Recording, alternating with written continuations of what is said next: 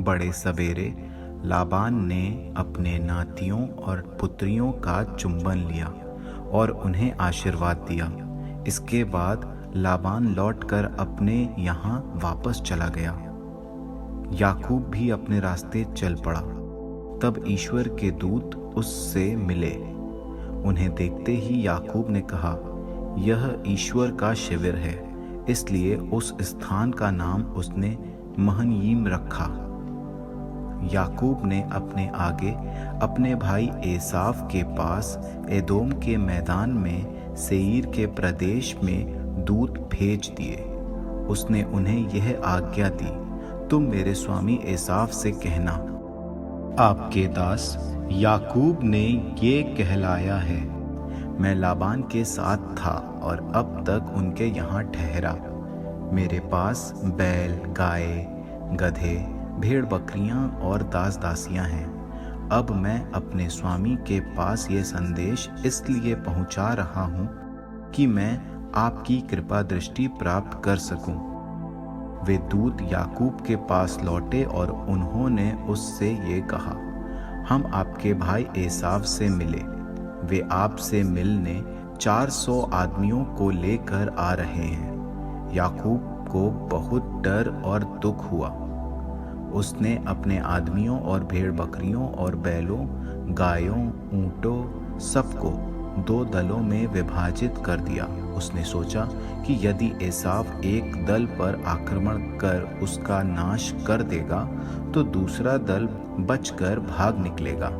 तब याकूब ने प्रार्थना की, प्रभु मेरे पुरखे इब्राहिम के ईश्वर और मेरे पिता इसहाक के ईश्वर, तूने मुझसे कहा था कि तुम अपने देश में अपने कुटुंबियों के पास लौट जाओ, मैं तुम्हारी भलाई करूंगा।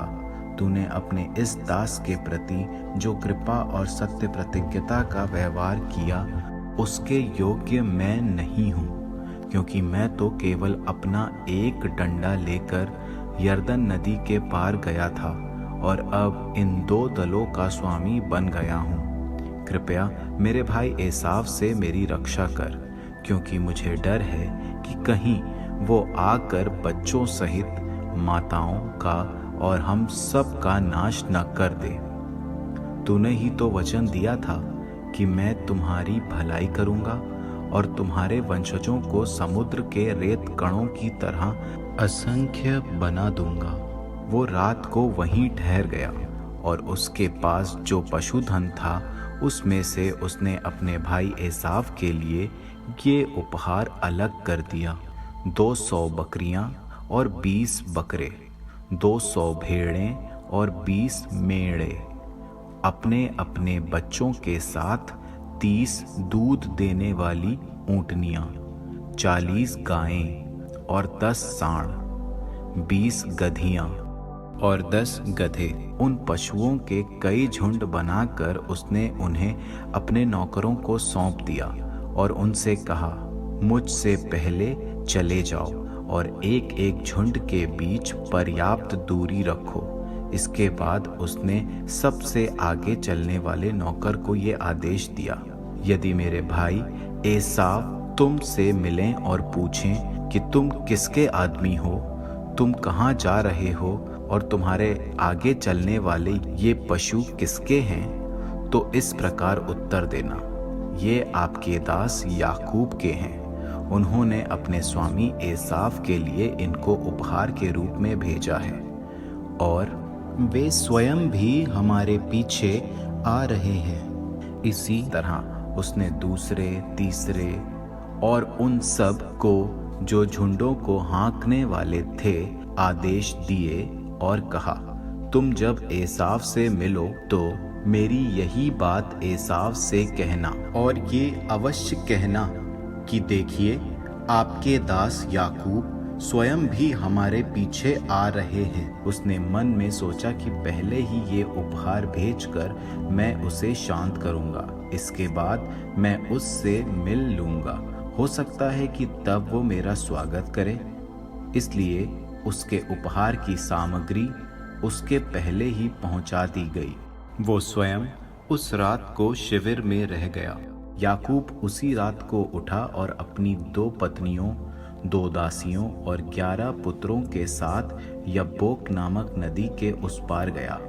वो उन्हें और अपनी सारी संपत्ति नदी के उस पार ले गया और इस पार अकेला ही रह गया। एक पुरुष भोर तक उसके साथ कुश्ती लड़ता रहा। जब उसने देखा कि वो याकूब को पछाड़ नहीं सका, उसने उसकी जांघ की नस पर प्रहार किया और लड़ते लड़ते याकूब की जांघ का जोड़ उखड़ गया।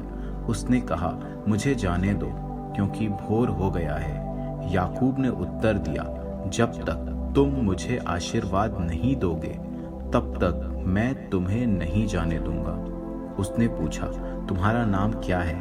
उसने उत्तर दिया, मेरा नाम याकूब है।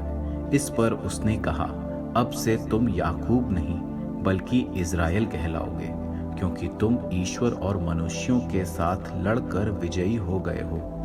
तब याकूब ने पूछा, मुझे अपना नाम बता दो। उसने उत्तर दिया, तुम मेरा नाम क्यों जानना चाहते हो? और उसने वहां याकूब को आशीर्वाद दिया।